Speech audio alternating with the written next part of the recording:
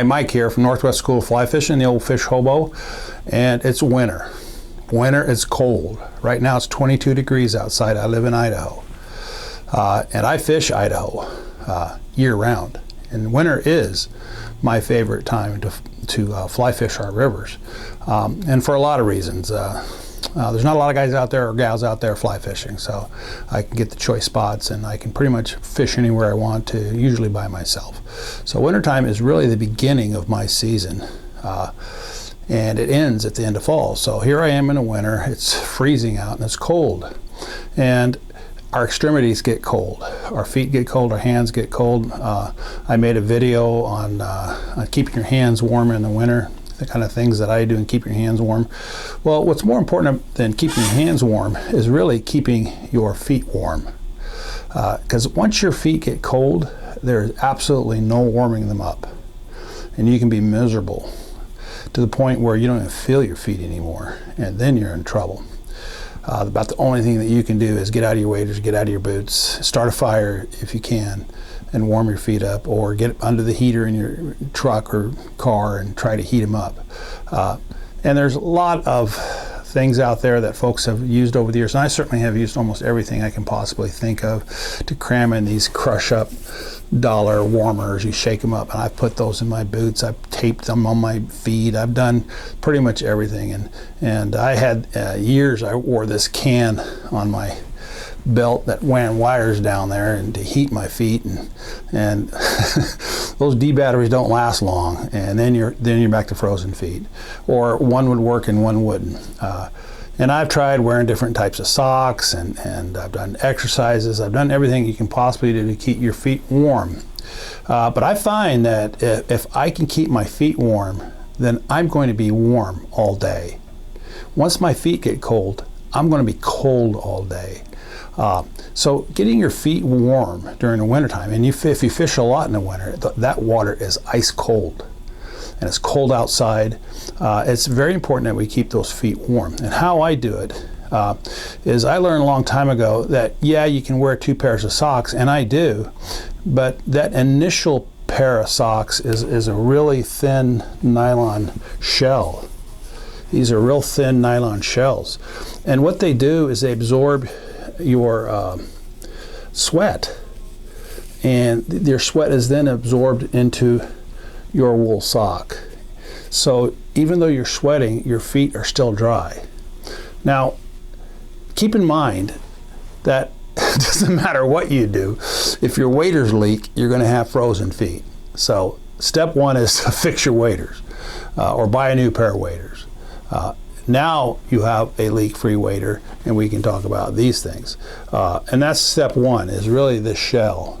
The second thing I use is, today we have these heated socks that work just perfect.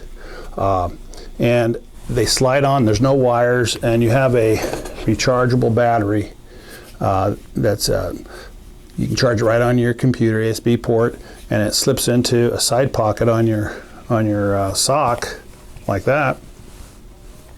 And you simply plug it in, put your boots on, and your feet are going to stay warm.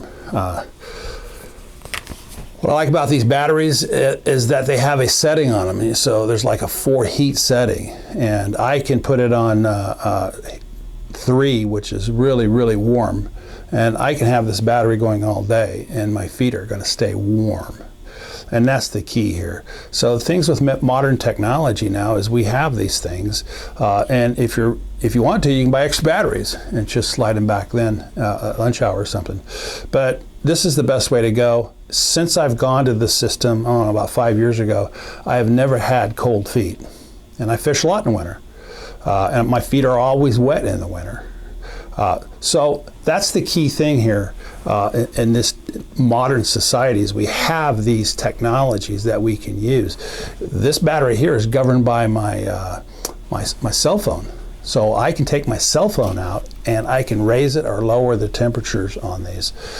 These run anywhere from $30 up to $100. You get what you pay for, warm feet. And I think these right here I paid like $50 for, and I've got 2 pair, and I've never had cold feet. Now, the thing about waders are, you cannot get warm feet with a leaky wader.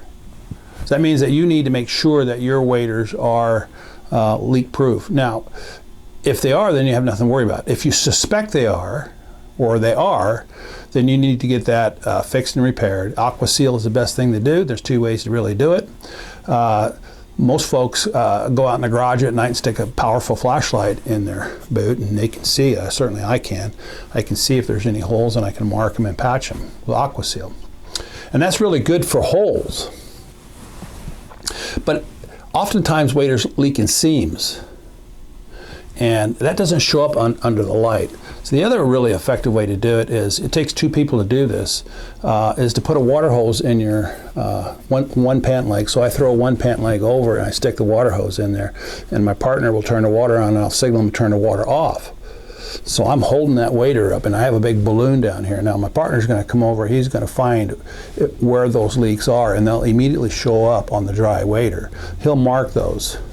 And we'll do the reverse with the other pant leg. If you get the other wader leg wet, so you can't see it, you just got to wait till it dries out, and then do it again. And now you can be sure that your seams are dry. So don't let winter stop you from fly fishing because of the cold. If your feet are warm, you're going to be warm. You can always layer up and layer down, but you can't layer up and layer down on your feet.